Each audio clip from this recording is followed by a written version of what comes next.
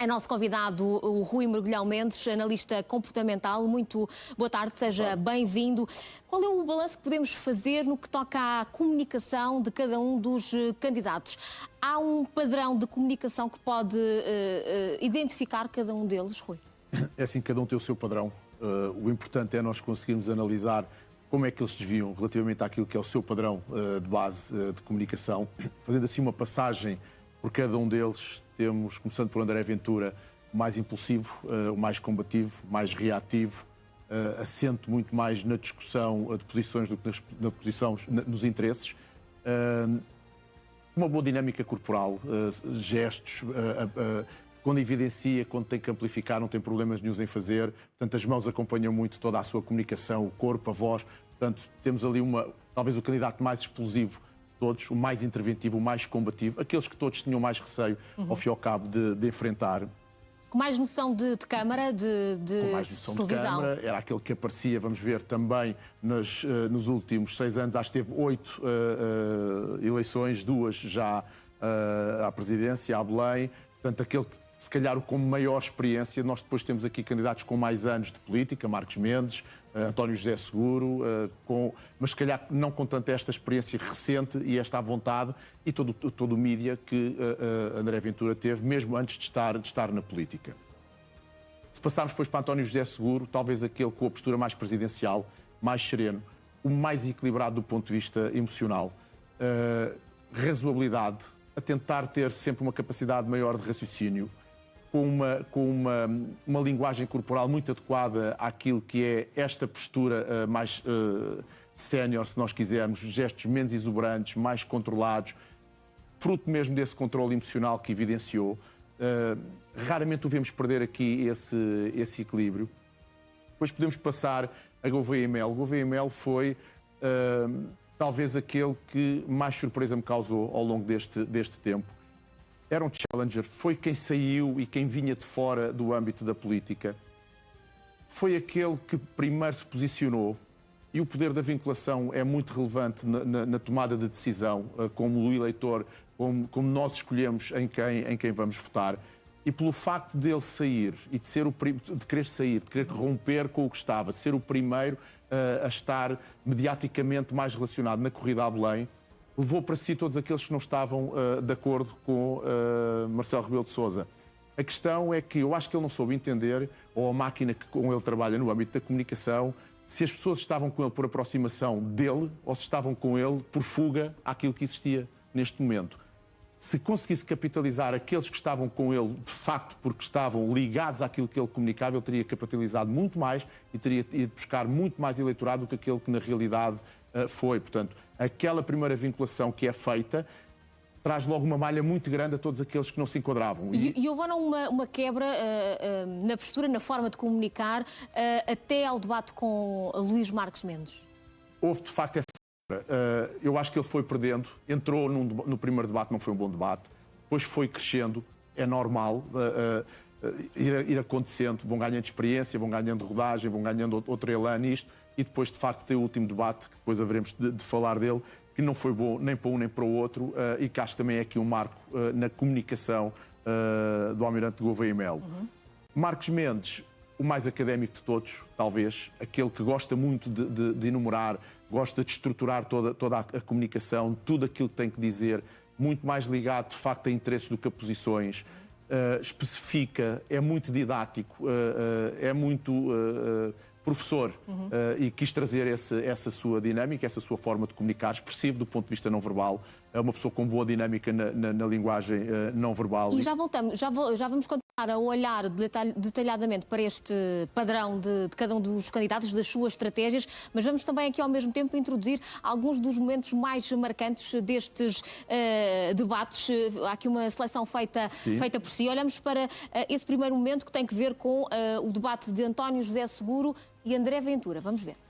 Já disse, está-me licença. PSD fizeram resultado. O que é o zero? Não há problema do senhor me interromper. Não, é que deram zero. Tudo o que Dá-me está a dizer deu zero resultado. Dá-me licença. Pode concretizar o que ideia é essa do Pacto para a Saúde? Este tempo estamos aqui a ver, de facto, aquela emocionalidade e aquele controle emocional que eu referi de António José Seguro, a pedir calma a André Ventura, a não tentar sobrepor a voz.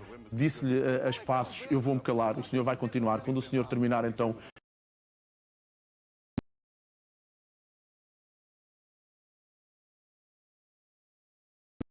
manter esse registro, essa emocionalidade. A maior capacidade, o melhor controle emocional também traz a maior racionalidade e a capacidade de nós conseguirmos produzir melhor informação de melhor qualidade. Muito bem. Vamos também agora para um momento que diz respeito ao debate entre João Coutinho Figueiredo e Gouveia e Melo. O sorteio determinou que a primeira intervenção é de Coutinho Figueiredo, a última cabe a Gouveia e Melo. Muito boa noite, meus senhores. Eu começava por fazer uma referência às entrevistas que ambos deram aqui na entrevista e ambos pronunciaram nessa altura sobre a independência que o Presidente deve ter em relação a partidos políticos ou a outras organizações. Coutinho Figueiredo, o senhor disse, se querem argumentar com independência, não encontram ninguém mais independente do que eu. Como é que o candidato Coutinho Figueiredo...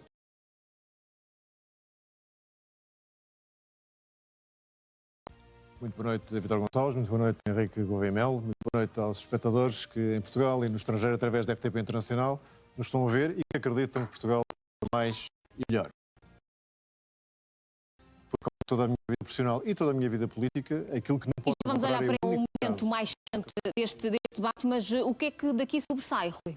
Sobressai um Coutinho Figueiredo, que tínhamos falado muito dele no início, quando fizemos a apresentação dos outros. Também uma pessoa racional, muito mais centrada naquilo que é a comunicação do ponto de vista da racionalidade do que na emocionalidade. Tenta fugir um bocadinho àquele embate típico da forma de comunicar mais crispada destes debates e tentou também algum posicionamento mais sénior que pudesse levar a que as pessoas olhassem para ele com uma postura de ser, de facto, uma boa solução para Belém. Aquilo que podemos tirar de João Coutinho Figueiredo e deste início de debate que teve com o Gouveia e Melo. Olhamos agora para o frente a frente entre Marques Mendes e André Ventura. Dizer-se às pessoas de forma clara. Senhores, o banco está bem. Desculpa, mas isto é muito, esta parte é grave. Não temos tempo. Mas Os Marcos Mendes terá a oportunidade de fazer isso outra altura.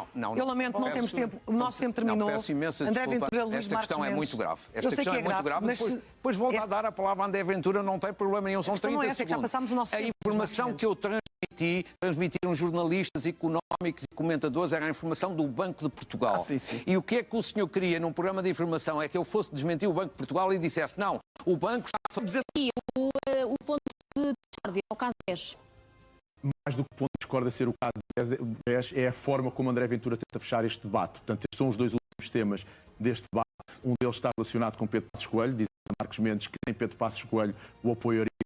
O outro é o caso do BES, que tenta, de facto, fechar o debate, dizendo que eu gostava que o senhor aqui nesta casa viesse dizer novamente aos portugueses que estava tudo bem com o BES quando foi o desastre, foi tentando fazer aqui um priming, se quisermos, deixar aqui toda uma estrutura de comunicação em volta em Marcos Mendes, de que aquilo que ele, de facto, de experiência e que deu de informação aos portugueses era negativa, não a soube dar, não soube estar à altura naquele momento e encostar aqui um bocadinho. Marcos Mendes foi um mau momento, porque Marcos Mendes pediu à Clara de Sousa, neste momento particular, que gostaria de dar uma resposta, porque não podia deixar ficar as coisas assim, sendo que na realidade o momento aconteceu e foi vivido e foi visto por todos. Com o mesmo protagonista, André Ventura, mas desta vez com Catarina Martins. Vamos ouvir. E, portanto, eu gostava de perguntar, já que está irritante, podia-se rir também disto. Podia-se rir de hoje, na Amadora. Esta operação, sabe o que é esta gente que está aqui ilegal? Devia ir para a sua casa, porque é lá que devia pô-los todos. Porque foi você que permitiu que isto se tornasse no país de bandalheira que se tornou. Portanto, olha, fique lá com isto e pode juntar aí à sua casa quando quiser. Porque esses todos que estão cá ilegais foi por vossa culpa. Por culpa do PS, do Bloco de Esquerda e do PCP. E, portanto, eu gostava... Aqui está uma forma bastante conhecida de André Ventura de contra-atacar os adversários, aqui trazendo imagens, artigos de jornais e etc. Mais uma imagem de marca de André Ventura, de facto, o ilustrar com documentação aquilo que está a dizer, mas mais do que o querer ilustrar, acho que é aqui o descontrole que André Ventura evidenciou neste momento, atirando inclusive o documento de seguida na direção de Catarina Martins, um momento que ele próprio reconheceu como ter sido um mau momento dele e que veio aqui depois, posteriormente, uma entrevista, julgo que com Pedro Santana Lopes, reconhecer que não esteve bem e que se fosse hoje não teria tido aquele comportamento. E, de Isso facto, revela algum excesso de espontaneidade por parte de Ventura, ou seja, que poderia preparar melhor estes momentos, que são um pouco mais teatrais, mas dá a ideia que é algo orgânico, que surge no momento ou não? Eu acho que mais do que isso é a falta do controle emocional. Acho que ele, quando entra numa escalada emocional, rapidamente vem a registros destes, se calhar não tão exuberantes como este, mas outros que já vimos aqui. É o sítio onde ele gosta de estar, mas acho que tem que conseguir balizar aquilo para que a comunicação seja mais efetiva. Olhamos agora para um dos momentos mais marcantes entre o frente a frente de António José Seguro e Marcos Mendes. Concordo com o António José Seguro. Evidentemente que estamos totalmente de acordo. Nós temos muitas coisas em comum, só uma convergência grande entre estes dois candidatos. Estamos de acordo. Agora, nisto estamos de acordo, António José Seguro e eu. No essencial, nós estamos de acordo. O que há aqui a destacar, Rui Mergulhão Mendes? Há aqui a destacar uma tentativa clara de Marcos Mendes se colar ao PS, eventualmente. Em 8 intervenções que Marcos Mendes começou neste debate foi a dizer nós estamos de acordo. Nós aqui estamos de acordo, eu aqui concordo consigo. Ou seja, primeiro tentar falar-se muito do ponto de vista relacional com António José Seguro. Foi um bom debate, foi um debate equilibrado no ponto de vista da relação.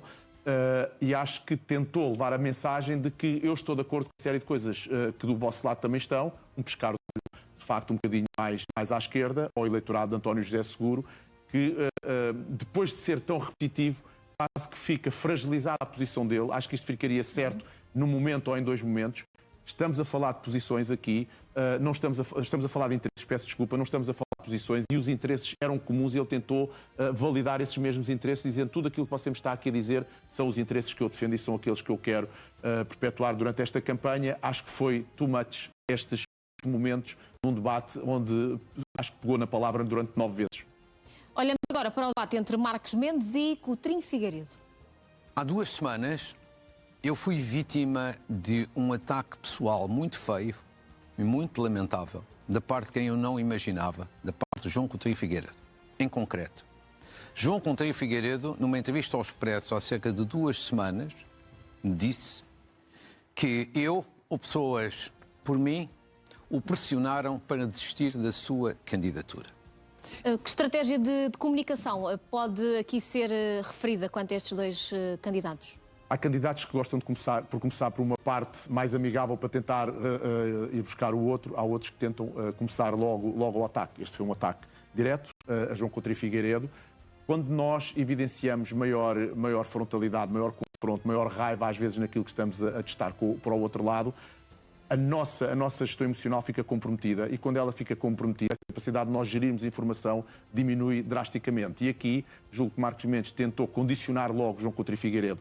Há um momento interessante relacionado com a expressividade facial da emoção, com a expressão facial da emoção, que é um leve sorriso de João Coutinho Figueiredo, quando ele diz que o senhor me acusou e que João Coutinho Figueiredo depois vem a dizer que não fui eu que disse, eu não falei em si, eu não falei na sua equipa, eu falei em pressupostos elementos da sua equipa e, de facto, este sorriso que está aqui na face é a felicidade dele de dizer, ao fim e ao cabo, estou a ser aqui encostado, mas com uma falsa declaração, com um falso pressuposto, eu vou conseguir sair disto de forma tranquila. Mais uma vez, as máquinas de comunicação, de mídia destes candidatos, quando vão dar este tipo de informações, têm que as saber dar.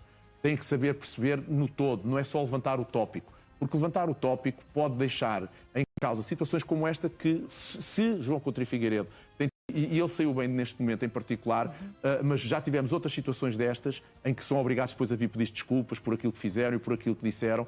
Há que saber preparar melhor e houve, de facto, não vou dizer que foi só a impreparação dos candidatos, para mas além do conteúdo, é a forma que deve ser trabalhada. E a profundidade daquilo que vem a ser dito, porque não basta levantar só as questões, é preciso depois virmos a elas em concreto e já vamos ver isso de forma mais vincada aqui noutros pontos. Focamos agora no debate entre António José Seguro e Gouveia Melo. No Orçamento de Estado, que passou leis inconstitucionais, que prejudicaram a população, Está a ver. O Orçamento de Estado é uma lei. A lei, desculpe, que tem Você não está preparado. Não, desculpe lá. Não é, Vamos concluir. O Orçamento de Estado é uma lei, não são várias leis. Quem é que foi reunir com o líder do CDS à noite num bar de Lisboa? Foi o senhor. Quem é que foi almoçar num almoço secreto com o líder do Chega. O senhor. Quem é que escolheu como mandatário um ex-líder partidário do PSD? O senhor. CDS, Chega, PSD. Todos juntos. É isso que o senhor representa. É esse campo político. Não, eu represento outro campo político também, que é o PS, e sabe muito bem que o senhor representa uma facção... O PS? Só um momento, António José Seguro. O senhor representa uma facção do PS, nem consegue fazer o pleno do PS. E daí a sua preocupação e esses ataques que me está a fazer a mim, que eu considero, pronto, a política habitual. Mas vamos passar ao... Não vamos passar, não, peço imensa desculpa. No orçamento...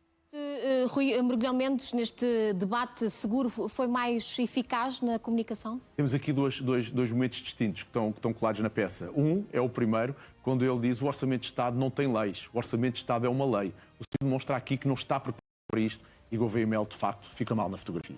Fica mal porque depois hesita, fica mal porque depois não domina a comunicação, fica mal porque não está preparado para quando há uma falha, fica mal porque eventualmente não é treinado para estes lapsos que possam acontecer. Não temos que ser só treinados para vir comunicar, temos que ser treinados para quando somos surpreendidos com alguma informação, e Gouveia Mel aqui fica mal. Fica mal novamente a seguir quando António José Seguro lhe faz uma série de notas relativamente aos sítios onde ele tinha almoçado e com quem ele tinha almoçado, e mais uma vez numa posição frágil, diz para o pivô, podemos passar a outro ponto. E António José Seguro, não podemos passar, não. Vamos continuar porque isto é relevante, ou seja, eu não quero falar mais disto, e é uma forma muito abrupta, muito direta, de querer sair de um sítio onde não está confortável, e há que treinar estes momentos, e há que perceber quais são as nossas melhores estratégias de comunicação quando nós não estamos, de facto, a liderar bem com os temas, como é que podemos sair delas, e aqui Gouveia Mel falhou.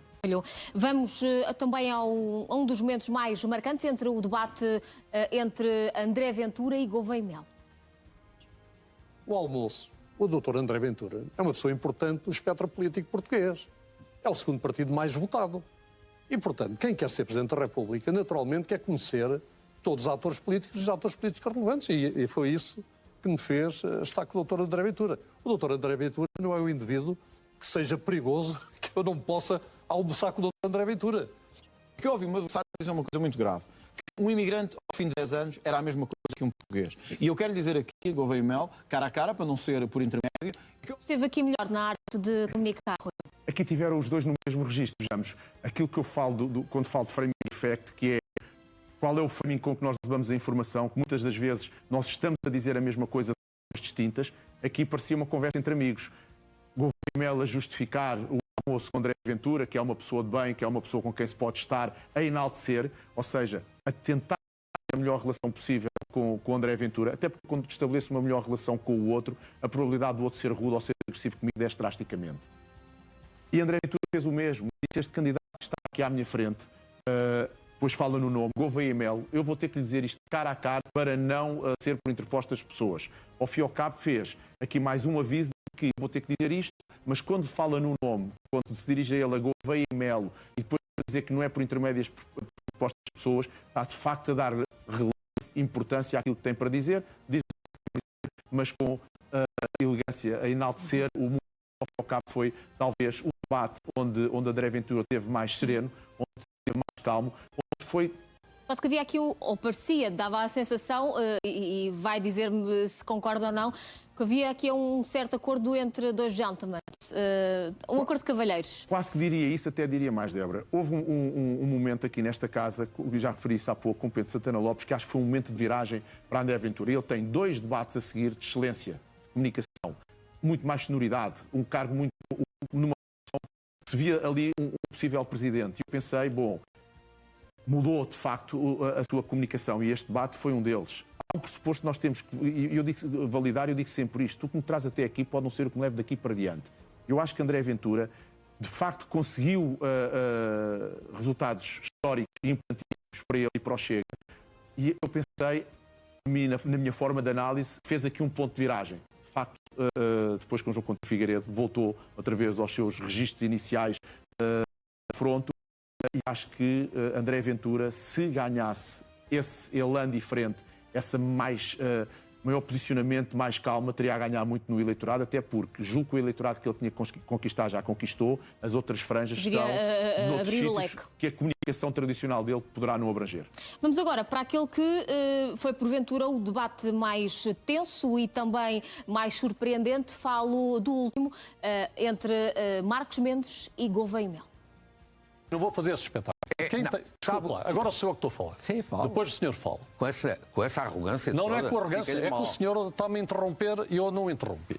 Agora sou eu, se me... Não, claro, à vontade. Pronto, então muito obrigado. Porque ele tem junto de si a pessoa que o orienta e que manda nele, que dirige a sua campanha, que é uma espécie, na linguagem militar, um general da politiquice, que é o assessor de José Sócrates. A primeira coisa que eu lhe dizer é que ninguém manda em mim. Não, desculpe lá, ninguém manda em mim, nunca ninguém mandou em mim. Agora deixe-me só concluir. Não, mas o senhor não faz insinuações. Foi o mais surpreendente, Rui? Não, eu acho que é o registro de Gouveia e Melo. Gouveia e Melo tem uma forma de comunicar que deveria corrigir alguns aspectos, o abrir os olhos demasiado para os outros. Nós abrimos os olhos às pessoas quando lhes queremos meter medo, quando queremos enfatizar demasiado. E não é isso tudo que um candidato quer transmitir na televisão. Acho que não é aquilo que se quer transmitir. Quando ele diz ali com uma assertividade, agora falo eu, depois falo demasiado austero, é demasiado imperativo, é demasiado rígido. Esta questão depois de ir à luta com Marcos Mendes, de que ninguém manda em mim, quando ele fala quando Marcos Mendes faz esta nota de que Luís Bernardo tinha feito a parte da comunicação e que era da máquina da comunicação dele, ele dizer: eu não está a recorrer de ninguém manda em mim, eu penso por mim. Lá está mais um momento. Se Marcos Mendes tem consciência de que é frágil este posicionamento de Gouveia e Melo, de o atacar, e ficar aqui uma nota para o futuro se voltarem a acontecer debates destes onde ele seja interveniente, se houver a necessidade de o atacar, se for por este caminho, ele vai perder o controle.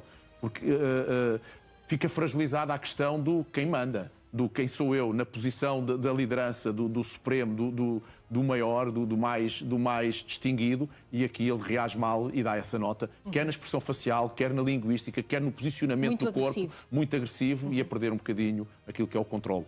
Olhamos também para o momento protagonizado por Coutinho Figueiredo e André Ventura. Não queria estar na política até aos 70 anos e agora se candidata até aos 70 anos. Gostava de saber. Está lançado o repto fora dos temas previstos, mas pode responder. Não vou, se é sempre a falar da minha idade, que muita gente gosta de saber, não vou ter 70 anos então, quando acabar o meu falemos de primeiro outras idades. Por acaso não é verdade que votaste no Sócrates e que as notícias são falsas, portanto assumes aqui que nunca votaste no José Sócrates. Nunca votei no José Sócrates. Pronto. Muito bem, isso é bom sinal, porque neste caso em que estavas a defender o caso em tribunal, a empresa de Lalanda Castro, que estava envolvida, tinha relações com o José Sócrates. Por acaso? E há a destacar aqui neste frente a frente. Bom, o primeiro, ao engolir em seco ali de João Coutinho Figueiredo relativamente à idade, muito comprometedor, de seguida uma voz toda ela cheia de hesitações, cheia de pausas, de pouca assertividade naquilo que vai dizer, e o tema da idade foi de facto um tema para ele. Eu acho que o João Coutinho Figueiredo tentou colar sempre uma imagem muito mais jovial, e quando lhe põe a questão de que tem a idade praticamente do almirante Gouveia e Melo e que terminaria o mandato com 70 anos, para ele foi um tema, ficou altamente desconfortável, e será daqueles pontos, se eventualmente voltar a estar nesta linha de debates, que irá ser abordado. André Ventura tem aquele momento em que Coutinho Figueiredo lhe diz: mas o senhor nunca votou em José Sócrates.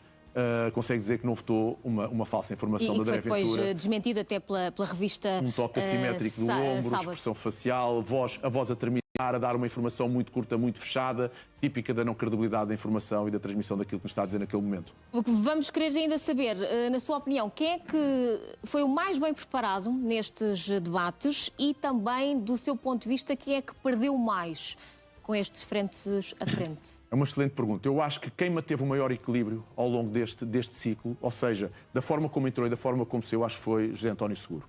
Entrou com uma posição mais presidencial, mais sénior, mais calma, mais tranquila, com maior controle emocional, e sai da mesma forma. Não houve grandes momentos que se visse muito embaraçado. Acho que Gouveia e Melo entrou com um elan que foi perdendo, e tem o último debate com Marcos Mendes, onde equilibrou aqui um bocadinho, fruto de Marcos Mendes se ter deixado estar num debate, e mais uma vez por muita falta de preparação, durante 20 minutos a falar no tema da transparência, da claridade, da sua relação com Angola, com a Lalanda, com a Abreu e tudo mais. Portanto, acho que Gouveia e Melo tem aqui um decréscimo. André Ventura está como está. Agora, para mim, e face àquilo que é o poder da vinculação, do voto, de nós afastarmos ou aproximarmos, quando é o momento da escolha, eu diria que dos 5 que aqui estão, numa perspectiva única e simplesmente de comunicação e da nossa escolha, eu diria que temos na frente Marcos Mendes, António José Seguro, com eventualmente Ventura, a estes dois, porque quando chega à altura de nós escolhermos, o peso dos dois partidos, e se bem que chega a terceira votada, mas eu acho que quando chegar à altura, entre estes 3, vai ser de facto a grande decisão. Muito bem, Rui Murgulhão Mendes, muito obrigada pela sua análise. Até à próxima. Obrigado.